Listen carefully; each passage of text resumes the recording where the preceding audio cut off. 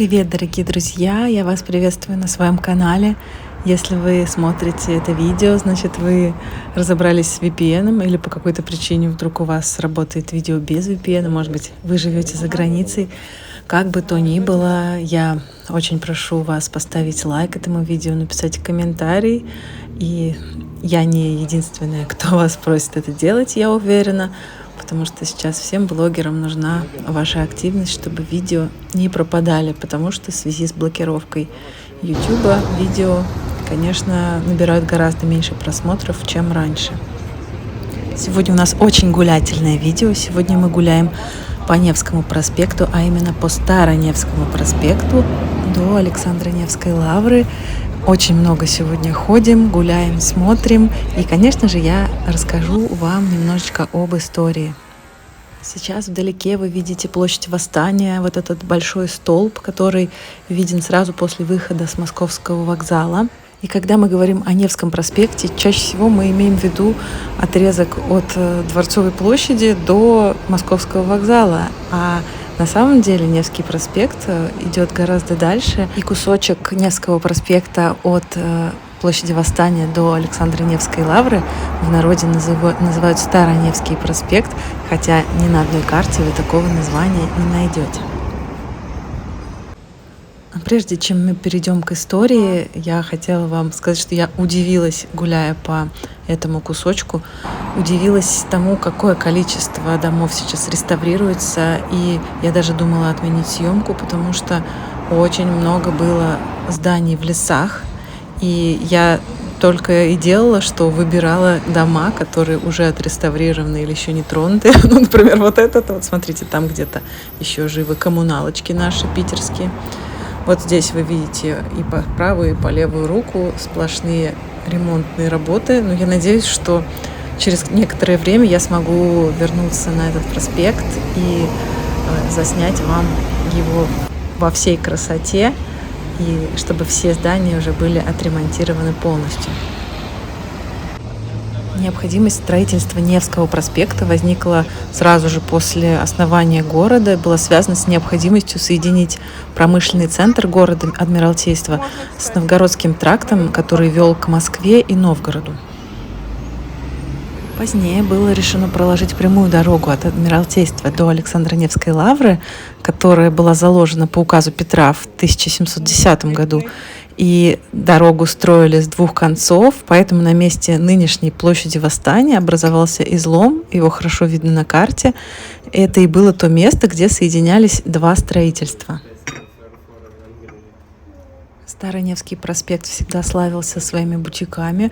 Так случилось, что там всегда было обилие купцов. Этот район обживался гораздо быстрее, чем более центральная часть, благодаря лавре. И вот современная история, не считая той части истории, когда различные люксовые бренды ушли из России, вот эта часть улицы была прямо наполнена дорогущими, красивейшими магазинами. Вот мы зашли в магазин фарфора, кое-что здесь все-таки осталось.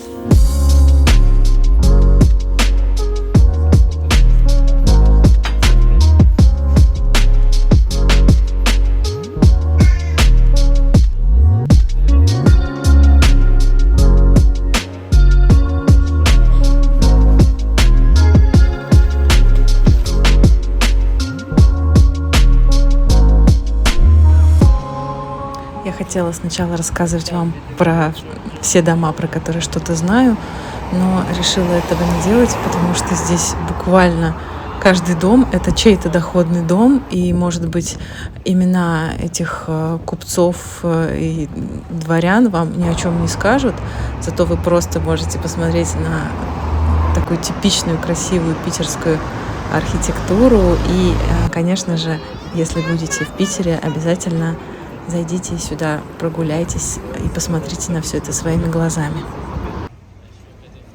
Откуда же такое народное название Староневский проспект? Как я сказала, проспект строили с двух сторон.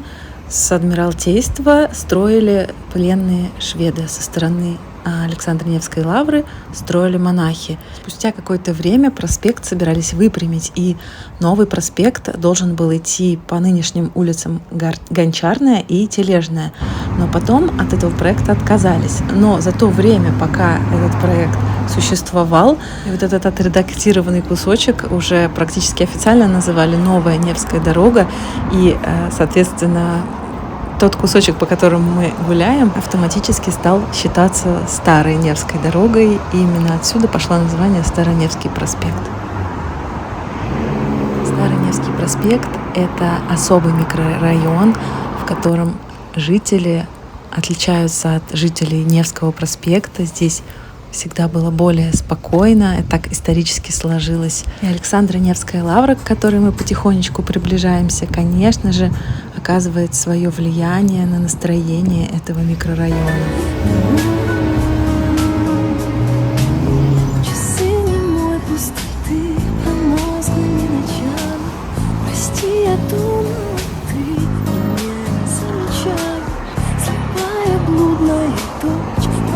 Твой понемногу, день каждую ночь мне озарял дорогу.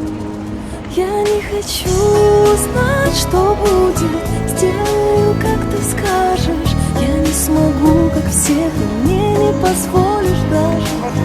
Я не хочу знать, что будет, не хочу гадать по звездам. Дай мне знак, только знак, что еще не поздно.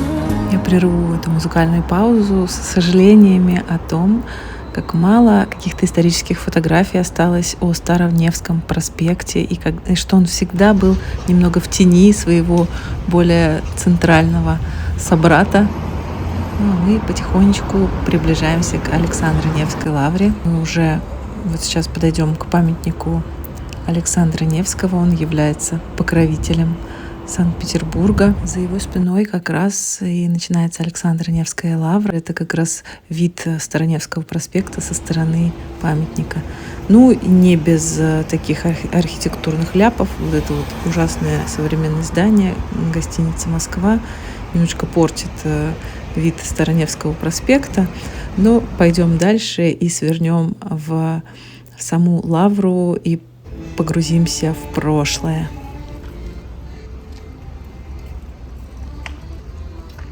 Здесь время прямо остановилось, и если вы хотите немножечко потеряться во времени и пространстве, приходите сюда. Это одна из таких уважаемых достопримечательностей в Санкт-Петербурге с действующим православным мужским монастырем. И на территории лавры не только монастырь, здесь целый комплекс зданий, где есть музеи, мастерские, церкви, библиотека, кладбища и памятники.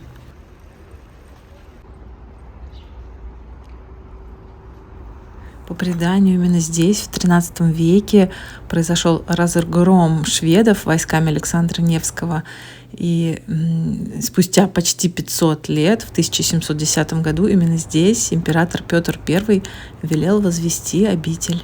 Сегодня этот уникальный архитектурный ансамбль – одно из тех мест, куда люди тянутся со всей страны. Ну, тоже все, короче, еще. Здесь похоронено огромное количество известных личностей, композиторов, музыкантов, писателей, исторических деятелей. И в главном Троицком соборе находится мощь самого Александра Невского.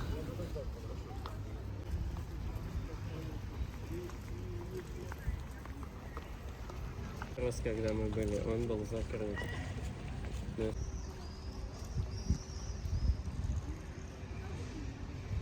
А вот и сам Свято-Троицкий собор. Это самое большое здание ансамбля с белоснежными колоннами, несколькими башнями-колокольнями. Вот, кстати, как он выглядел раньше.